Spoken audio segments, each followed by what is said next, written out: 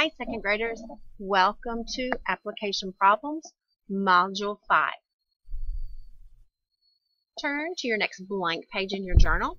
Label the top of your page M5L6 for Module 5, Lesson 6. Then include today's date.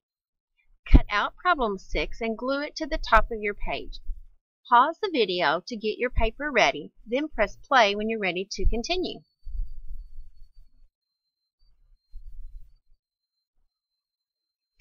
Okay, let's get started with today's problem. To solve our problem, we're going to use the RDW strategy, which simply means the first thing we need to do is read the problem. Then we're going to circle numbers and identify what the problem wants us to figure out. So whisper read this problem to yourself as I read it out loud. Maria made 60 cupcakes for the school bake sale. She sold 28 cupcakes on the first day. How many cupcakes did she have left?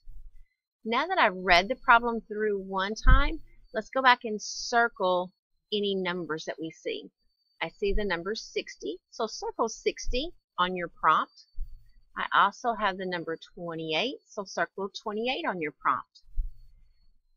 I know that now, just from thinking about the problem, Maria made 60 cupcakes and that she sold 28. So I'm thinking we may have to use the operation of, hopefully you guessed, subtraction.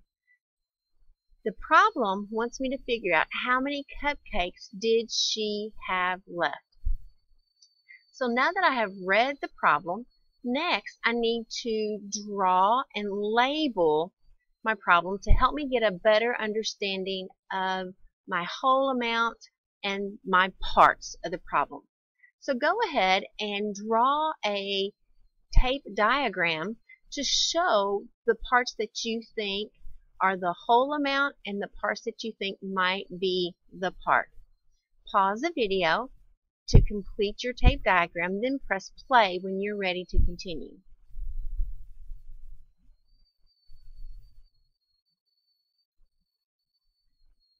So for my tape diagram, I know that Maria made 60 cupcakes. So 60 is that whole amount. I know on day 1, she sold 28 cupcakes. What I don't know is how many she had left. So hopefully on your tape diagram, you put 60 for the whole amount. You labeled day 1 and included 28. And then left or left over is a question mark. If you did not complete the diagram completely, pause the video and correct yours. Then press play when you're ready to continue. So now that I have completed and labeled my problem and I have a better idea of the whole amount and my parts, I need to write an equation. So hopefully you've checked off where you've read, where you've drawn and labeled, and now we're going to write an equation or a number sentence. So my number sentence is going to show 60 minus 28. If you have not written this number equation down, sentence equation down, do so now. Now that I have the sentence equation, the problem equation, I need to solve or find an answer.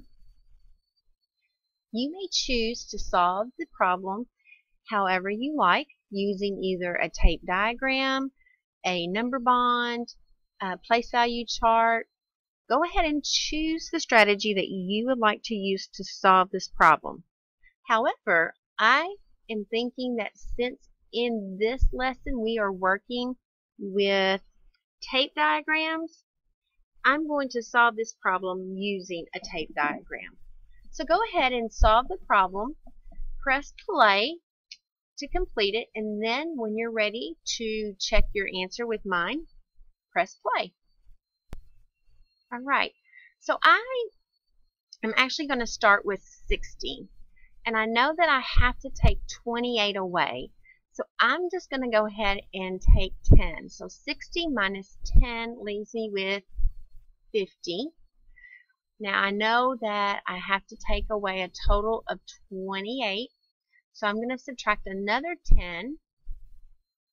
So 50 minus 10 will leave me with 40. So now I've subtracted 20.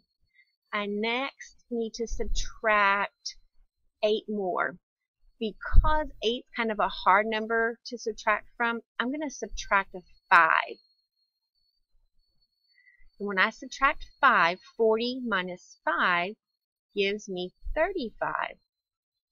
Now that I've subtracted 28, I know that I need to subtract 3 more. So 35 minus 3 gives me 32. So the answer to the number of cupcakes we have left is 32. Now I need to write my answer in a complete sentence. So let's check that off of our to-do list at the top and write today's answer in a complete sentence. After you've written it in a complete sentence, come back and check to see that yours is the same or similar to mine.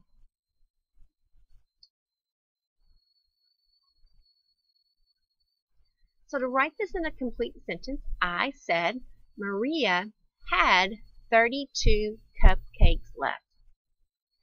Good job today, mathematicians, and I will see you tomorrow.